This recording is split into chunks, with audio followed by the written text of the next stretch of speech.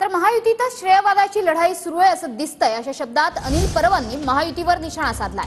मुख्यमंत्री एकनाथ शिंदे आणि शेलारांमध्ये वाद असल्याचं दिसतंय असंही अनिल परबांनी म्हटलंय। मान्सूनपूर्व कामासंदर्भात आढावा घेण्यासाठी शिंदेंनी महापालिका प्रशासनाची बैठक घेतली, तर दुसरीकडे आशिष शेलार हे मुंबईतील नाले सफाईच्या कामांचा आढावा घेतायत। यावरून परबांनी महायुतीवर निशाणा साधलाय। दरम्यान शिंदे जबाबदार सीएम आहेत आणि ठाकरे बेजबाबदार सीएम होते। उद्धव ठाकरे घरातूनच नालेसफाईची माहिती घेत होते असं म्हणत शेलारांनी सुद्धा परबांवर पलटवार केलाय। हेच म्हणणं आहे की आशिष शेलार यांचा मुख्यमंत्र्यांवरती विश्वास नाहीये। एका बाजूला मुख्यमंत्री सांगतायत की झिरो कॅज्युअलिटी होईल, याचा अर्थ त्यांचा महानगरपालिकेवरती विश्वास आहे।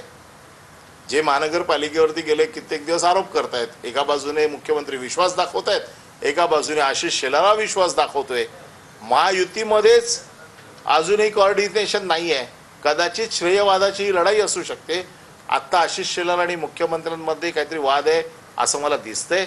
त्याचं कारण असं आहे की आशिष शेलार आरोप करतायत, मुख्यमंत्री एका बाजूने महानगरपालिकेला क्लीन चिट देत आहेत। माननीय मुख्यमंत्र्यांनी घेतलेल्या बैठकीचं मी स्वागत करतो आणि हाच तर खरा फरक आहे।